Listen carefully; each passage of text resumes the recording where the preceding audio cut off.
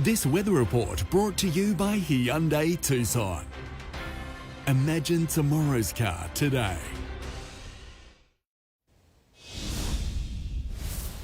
It's definitely worth checking if you have any old trading cards lying around. You could be sitting on a cardboard gold mine. The popular pastime that enthralled kids decades ago is back, and those old collections are now worth thousands. The sound of nostalgia. In the 90s and noughties, kids were hooked on Pokemon. The Pokemon trading card game. All the creatures, all the battles. Some still are. Super nostalgic, like, you know, you've got Squirtle there, and then you've got Ivysaur as well, and Bulbasaur and whatnot. Ravi Sharma's childhood collection turned into an adulthood obsession. For me, I look at it as an alternative investment, but, you know, a big part of my goal is to collect those, you know, those nostalgic cards that I grew up with and hold them forever. He has close to 20,000 cards, everything from Pokemon to UFC. But the most expensive would be probably these Dragon Ball cards. Could have bought this for, say, $200, and now they're probably selling for about $2,500 to $3,000, which is cool. It's just exploded both on eBay as well as around the world globally. Like the real estate boom, card trading really took off in 2020. It allowed them to revisit happier times, which I think a lot of people really wanted. Nate is a professional dealer with a collection, the envy of many. Looking at 600, 800% growth in my store. Since the first lockdown, collectible card sales have shot up 8,000% on eBay Australia. I like the NBA one. And so have the prices, some sets now selling in the millions. To some people, they're just pieces of cardboard, but to others, they're precious gems. Sports cards are in demand, AFL, NRL and NBA, but new buyers beware. Just like with any other alternative investment, there's going to be volatility. So be sure to play your cards right. Tom Hartley, 7 News. Time for weather now. Here's Bertie.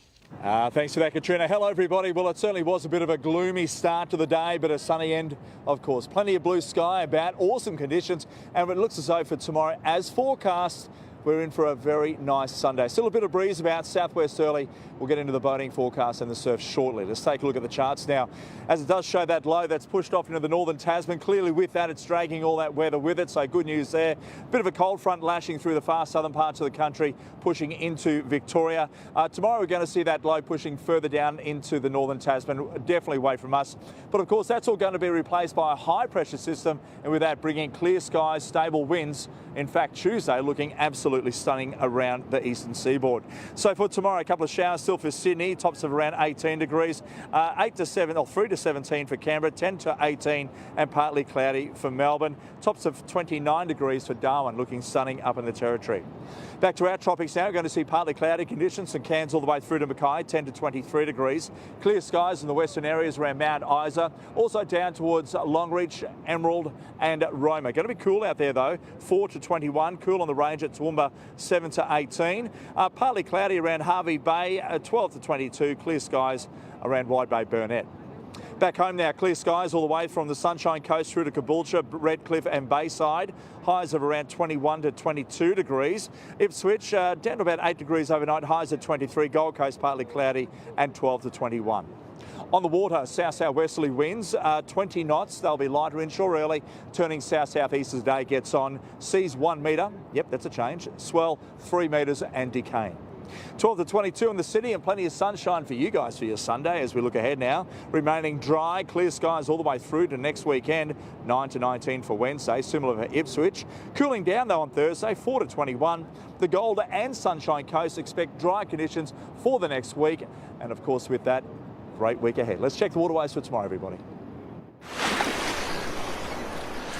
On the surfing scene, if you're keen to get out there, looks as though we're going to see that east-southeast swell still continuing to roll in. It is starting to drop off though, starting out at about 3 metres on the open stretches early tomorrow. You'd want to avoid those areas and hit the points and southern groins. That'll be the go. Light south-southwesterlies inshore early, turning more southerly as the morning progresses on that drop tide. A lot of rip sweep and undertow out there, so make sure you've got the paddling arms ready and avoid jumping off the rocks while those sets are still quite large. This bloke's super lucky off Snapper Rocks this morning, getting caught in the valley. Lucky no more sets, climbed his way out. Yeah.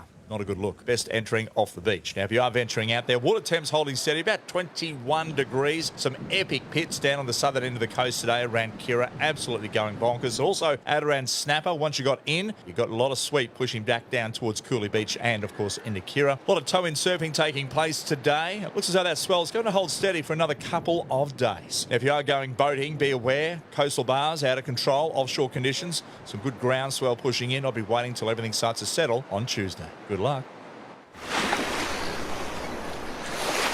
And that is all from us this Saturday. Thanks for your company. Have a great night, and we'll catch you tomorrow.